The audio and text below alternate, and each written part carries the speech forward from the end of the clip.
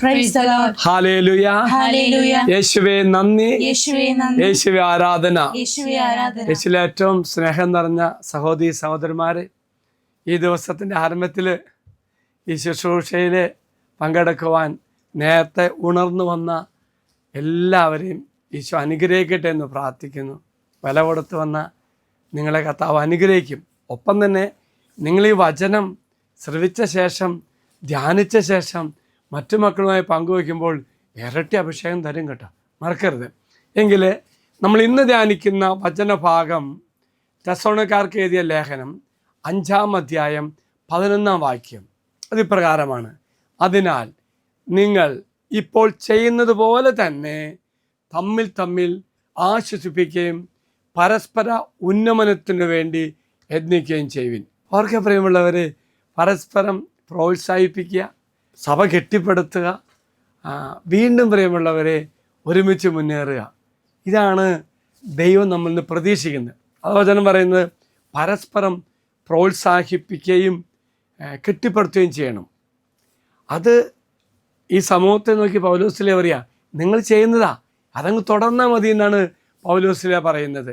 അതുപോലെ തന്നെ പറയുന്നു പരസ്പരം ആശ്വസിപ്പിക്കുക. ആശ്വാസം നൽകുവാനാണ് ദൈവം വിളിച്ചിരിക്കുന്നത്. ശ്രദ്ധിക്കണമേ, ആശ്വാസം നൽകുവാനാണ്, അല്ല സ്വീകരിക്കാനല്ല നമ്മൾ നോക്കേണ്ടത്. അതുപോലെ പരസ്പരം ആത്മീയമായ വിശ്വാസം വരുത്തണം, വിശ്വാസവർദ്ധന, അതിനുവേണ്ടി നമ്മൾ പരസ്പരം പ്രാർത്ഥിക്കണം.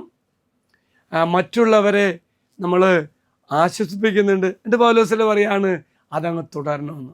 ഇതാണ് ഒരു ആത്മീയ സൗഹൃദം. പരസ്പരം വളർത്തുകയും സ്നേഹിക്കുകയും വിശ്വാസത്തിൽ വർദ്ധിപ്പിക്കുകയും അങ്ങനെ ആത്മീയമായ വിശ്വാസ വളർച്ച ഉണ്ടാവുകയും ചെയ്യും. Praise the Lord. അതുപോലെ തന്നെ പ്രിയമുള്ളവരെ, ജീവിതത്തിലെപ്പോഴും എല്ലാ കാര്യങ്ങൾക്കും സജീവ പങ്കാളിയിലാകണം. നിഷ്ക്രിയ കാഴ്ചക്കാരാവരുത്. സജീവ പങ്കാളിത്തത്താൽ സഭയുടെ എല്ലാ കാര്യങ്ങളിലും ചേർന്ന് ജീവിക്കണമെന്നാണ് പൗലോസില ഇവിടെ നമ്മെ ഓർമ്മിപ്പിക്കുന്നത്. ആലങ്കാരികമായി പറയുകയാണെങ്കിൽ പ്രോത്സാഹനവും പ്രചോദനം നൽകുക, മറ്റുള്ളവരെ പ്രോത്സാഹിപ്പിക്കുക. പ്രചോദിപ്പിക്കുക എന്നത് നമ്മെപ്പോലെ തന്നെ അവരെ സ്നേഹിക്കുക എന്നത് ഒരു പ്രധാന ഭാഗമാണ്. അതായത് പ്രോത്സാഹിപ്പിക്കുക എന്നത് നാം നമ്മെ തന്നെ സ്നേഹിക്കുന്ന പോലെ മറ്റുള്ളവരെയും സ്നേഹിക്കുക. ഈ ഒരവസ്ഥയിലാണ് ബ്ലസ്സഡ് കോൺറാഡോ ഫെറിനിനി പറയുന്നത്, ഏതെങ്കിലും പ്രത്യേക ദിവസത്തിൽ അയൽക്കാരന് അല്പം ആശ്വാസം നൽകുക എന്നതിനുപരിയായി ഒന്നും ചെയ്തില്ലെങ്കിലും ആ ദിവസം പാഴാകില്ല. അതായത് അർത്ഥമാക്കുന്നത് എന്താണത്? നമ്മൾ മറ്റു മക്കൾ നന്മ ചെയ്യുമ്പോൾ, പുണ്യം ചെയ്യുമ്പോൾ അത് ഈശോയ്ക്ക് ഇഷ്ടപ്പെട്ട ഒരു കാര്യമാകും. ബാക്കിയ ദിവസം അതിൽ പ്രിയപ്പെട്ട ഈ കൊണ്ടാട പറയുന്നത് എന്താണെന്നറിയാമോ? അങ്ങനെ നന്മ ചെയ്യുകയാണെങ്കിൽ ബാക്കി ആ ദിവസം ഒന്നും ചെയ്തെങ്കിലും ദിവസം പാഴാകില്ല എന്നാണ് പറയുന്നത്. അതായത് അനശ്വരമായ ആത്മാവിനെ ആശ്വാസം നൽകുന്നതിൽ നാം വിജയിച്ചു എന്നർത്ഥമാണ്. എങ്കിൽ നമുക്കെല്ലാവർക്കും പരസ്പരം വളർത്തുവാനും വിശ്വാസം ആഴപ്പെടുവാനും നന്മ ചെയ്യുവാനും നമുക്ക് സാധിക്കട്ടെ എന്ന് പ്രാർത്ഥിക്കാം. അത് നിങ്ങൾക്ക് വേണ്ടി പ്രാർത്ഥിക്കാം. എല്ലാ സ്വാന്തനങ്ങളുടെയും നിറകുടമായ ദൈവമേ, അങ്ങിൽ പൂർണ്ണമായി ആശ്രയിക്കുവാൻ ഞങ്ങളെ പഠിപ്പിക്കണമേ.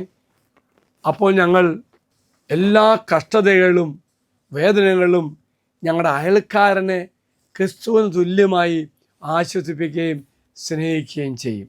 അങ്ങനെ സ്നേഹിച്ച് ആശ്വസിപ്പിച്ച് പരസ്പരം വിശ്വാസത്തിൽ ആഴപ്പെടുവാൻ ഇന്ന് ഈ വചനം ശ്രവിക്കുന്ന എല്ലാ മക്കൾക്കും സാധിക്കട്ടെ എന്ന് അച്ഛൻ പ്രത്യേകം പ്രാർത്ഥിക്കുന്നു. ഈശ്വര ആശീർവാദം തരാം. നമ്മുടെ കർത്താവായ ശമിശാകരവയും പിതാവായ ദൈവത്തിൻ്റെ സ്നേഹവും പരിശുദ്ധാത്മാവിൻ്റെ സഹവാസവും നാം എല്ലാവരോടും കൂടെ ഉണ്ടായിരിക്കട്ടെ, ഇപ്പോഴും എപ്പോഴും എന്നേക്കും. ആമേൻ.